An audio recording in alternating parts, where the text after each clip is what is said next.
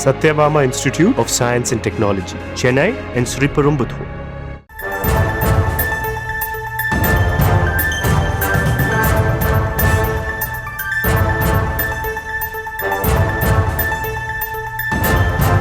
POCSO வழக்கில் சிக்கிய ஆசிரியர் இடமாற்றம் செய்த உத்தரவில் தலையிட முடியாது என்று சென்னை உயர்நீதிமன்றம் திட்டவட்டமாக மறுப்பு தெரிவித்திருக்கிறது. விவரங்களை தர இருக்கிறார் செய்தியாளர் மதியழகன். விவரங்கள் வழங்கலாம்.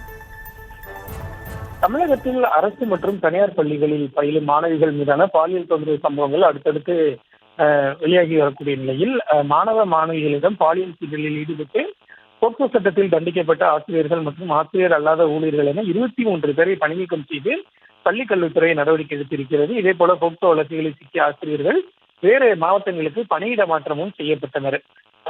ஈரோடு செம்புளிச்சம்பாளையம் அரசு பள்ளியில் பணியாற்றிய சண்முகம் என்ற ஆசிரியரை கிருஷ்ணகிரி மாவட்டம் மத்தூர் அரசு ஆண்கள் மேல்நிலை பள்ளிக்கு இடமாற்றம் செய்து பள்ளி கல்வித்துறை இணை இயக்குநர் கடந்த பிப்ரவரி மாதம் உத்தரவிட்டிருந்தார்.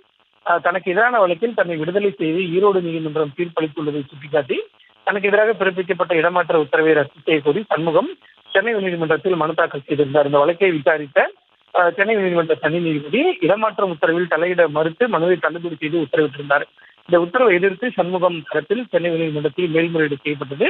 இந்த வழக்கு நீதிபதிகள் ஆர் சுப்பிரமணியன், ஜி அருள்முருகன் அமர்வில் விசாரணைக்கு வந்தது. அப்பொழுது தனி நீதிபதியினுடைய உத்தரவை உறுதி செய்த நீதிபதிகள் சண்முகத்தினுடைய மேல்முறையீட்டு மனுவை தள்ளுபடி செய்து உத்தரவிட்டனர். விவரங்களுக்கு நன்றி Mathiyazhagan. Satyabama Institute of Science and Technology, Chennai and Sriperumbudur.